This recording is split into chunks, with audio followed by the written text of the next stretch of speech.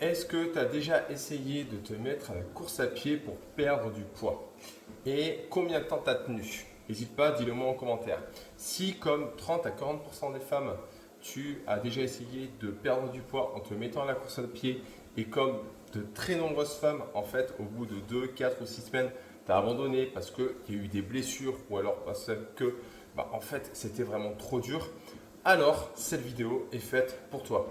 Aujourd'hui, je vais t'expliquer un tout petit peu à travers mon expérience comment réussir à reprendre la course à pied dans un objectif de perte de poids et ça sans te blesser. Alors, pour savoir, c'est que moi, quand j'ai perdu moi-même plus de 30 kilos et ça en une année, je l'ai mis de la course à pied en application en plus de la boxe anglaise. Et la première fois que j'ai couru, je me suis retrouvé avec une hypoglycémie au bout de 5 minutes. Je suis tombé dans les pommes et on a dû me resucrer. Il m'a fallu plus de 2 mois pour réussir à courir 30 minutes sans m'arrêter et sans être complètement explosé. Et j'ai même eu des périostites au départ. Donc du coup, vraiment, j'ai tout fait de traviole. On ne va pas se le cacher.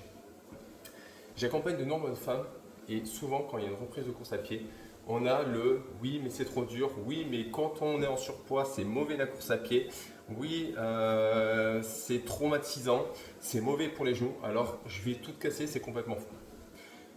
La course à pied peut être une très bonne activité pour perdre du poids. Par contre, elle n'est pas suffisante en elle-même. D'accord?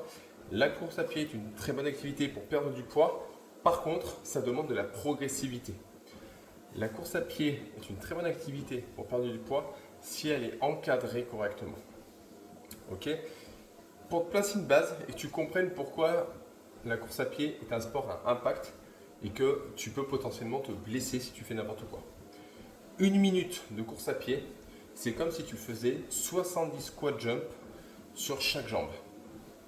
Tu te rends compte que si déjà je te disais juste pendant une minute, tu me fais des squats sautés, tu me dirais non, en fait, j'en suis incapable, mon corps est trop lourd. Et pourtant, quand tu cours pendant une minute, c'est comme si tu faisais 70 cloche-pieds à droite, 70 cloche-pieds à gauche. Tu comprends bien qu'à un moment donné, ça ne peut pas passer. Donc, oui, la course à pied peut provoquer des blessures comme n'importe quelle activité si tu fais n'importe quoi. Par contre, si tu suis ce que je t'explique à la suite de cette vidéo, crois-moi, tu seras en capacité de reprendre la course à pied, mais surtout prendre du plaisir, réussir ta transformation physique aussi grâce à la course à pied, mais surtout de ne pas te blesser. D'accord? Déjà, on va séparer sur comment faire en 3 points essentiels, je pense. D'accord? La première chose, c'est que quand tu attaques la course à pied, il est vraiment essentiel d'alterner de la marche et de la course. Ça, c'est un des b.a.-ba. Pourquoi? Parce que le fait d'alterner de la marche et de la course, déjà, tu vas pouvoir le placer beaucoup plus facilement dans ton emploi du temps. Tu peux très bien partir courir, enfin marcher pendant 30 minutes et sur ces 30 minutes te dire ok, je vais me faire 3 fois 1 minute de course. Tout simplement. Je cours pendant 1 minute, je marche, je récupère. Je recours pendant 1 minute, je marche, j'en fais 3. Le lendemain, tu recommences 30 minutes de course à pied, de marche. Et tu pars sur 4 fois 1 minute de course à pied. Tout simplement. Et en fait, tu viens placer ça sur tes 30 minutes. Tu fais de la marche, tu rajoutes petit à petit de la course à pied dedans.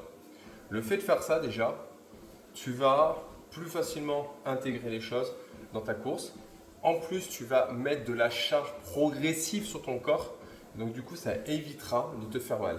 Et petite astuce, si tu vois qu'à un moment donné, tu commences à avoir des petites douleurs aux genoux, des petites douleurs aux chevilles ou ce genre de choses, ok, ça veut dire que là, tu étais sur ta charge maximale. C'est-à-dire que par exemple, peut-être que tu seras en capacité, dans un premier temps, de faire que 6 fois 1 minute de course à pied. Et bien, c'est très bien.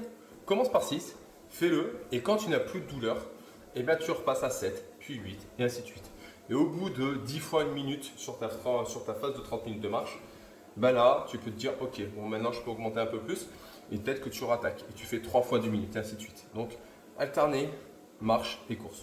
Ça, c'est la première chose. La deuxième chose, c'est quand tu vas courir, il faut que tu sois en capacité de parler. Le but, c'est pas de faire un sprint, c'est vraiment de faire des petits pas, d'accord? Et de courir, tranquille. Ok, trottine sur place. Oui, tu avanceras peut-être moins vite en courant qu'en marchant.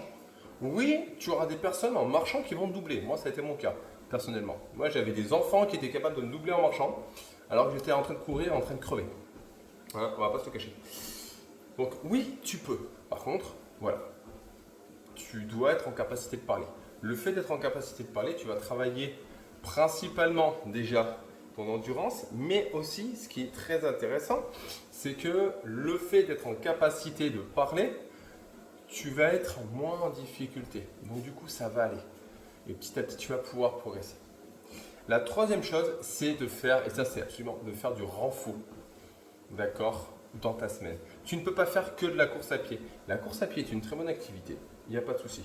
Par contre, tu as besoin de renforcer les structures avec des exercices comme les squats, les fentes, la chaise, le gainage, d'accord. Tous ces exercices qui sont hyper intéressants.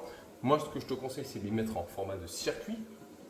Et le fait de faire ça, ça va te permettre de renforcer les structures musculaires, tendineuses, pour pouvoir être opérationnel et pouvoir tenir la charge. La plus grosse erreur que vous faites tout le temps en perte de poids, c'est de vouloir faire que du cardio, d'accord, pour faire baisser le chiffre sur la balance. Ça ne sert à rien sur le long terme, ça ne maintiendra pas les choses. Viens rajouter en plus du renforcement musculaire, ça va préserver tes structures articulaires, ça va préserver tes tendons et ça va te permettre de gagner en masse musculaire pour pouvoir booster ton métabolisme. Ça, c'est les trois choses à mettre en place absolument. Maintenant, un petit détail, les chaussures. Souvent, vous allez aller dans un magasin et on va vous dire oui, alors il faut des chaussures avec beaucoup d'amorti parce que vous comprenez, vous êtes gros, donc du coup, il faut beaucoup d'amorti pour préserver vos articulations de tous ces impacts. Ça, c'est bullshit, d'accord? Ça a été scientifiquement prouvé actuellement, d'accord? Et ça, c'est une des premières choses qu'on parle quand on fait la formation dans la clinique des coureurs, ce sont les chaussures. À un moment donné, les chaussures ne sont pas garantes de diminution de blessure. Ce qui va diminuer ta blessure, d'accord, et limiter les risques de blessure, ça va être la charge progressive que tu vas mettre.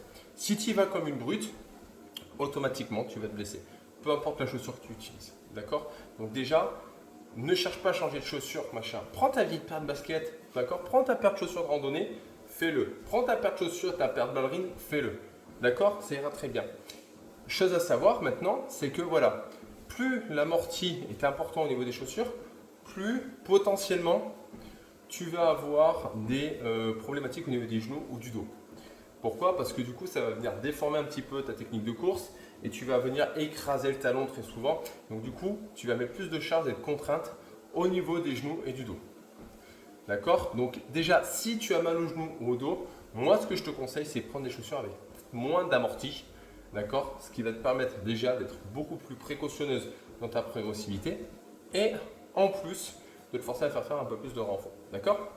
Donc, si déjà tes genoux et ton dos sont un petit peu fragiles, diminue l'amorti, d'accord, et suis la progressivité comme je te l'ai expliqué. Si par contre, petit détail, tu as des problèmes au niveau des pieds, au niveau des chevilles, d'accord, tu as tendance peut-être à faire des aponévrosites, de faire peut-être des épines calcanéennes, ce genre de choses, là oui, il te faudra une chaussure avec un petit peu d'amorti. Pourquoi? Parce que du coup, ton pied est fragile, il a une faiblesse. Donc du coup, là, il va y avoir une nécessité, dans un premier temps, de mettre un peu plus d'amorti, peut-être de voir un podologue pour des semelles, d'accord, pour pouvoir petit à petit, d'accord, te mettre à la course, renforcer ta voûte plantaire et après, au besoin, tu peux garder les mêmes chaussures ou alors tu pourras passer sur des chaussures peut-être avec moins d'amorti. Mais voilà, à moins que tu aies des problèmes de cheville et des problèmes au niveau des pieds, ne cherche pas à changer de chaussures absolument. Commence avec les chaussures que tu as et avance. D'accord? Et dernière chose à retenir là-dessus, c'est de rejoindre tout simplement le principe de la pyramide de l'activité physique. D'accord?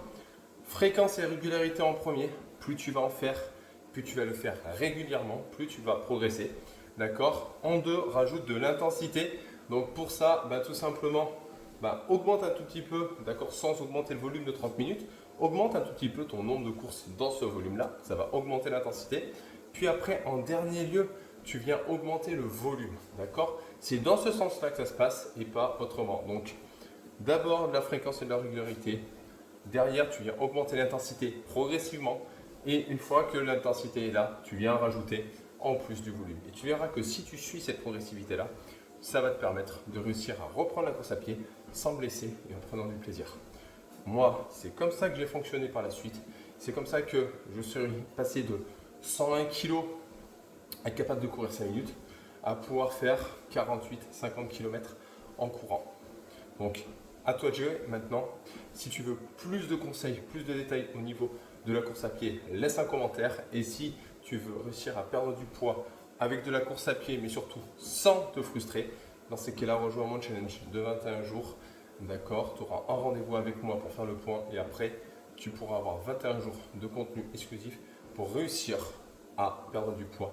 Et ça, de bonne manière. Et rappelez-vous une chose les filles, arrêtez d'enfiler les perles.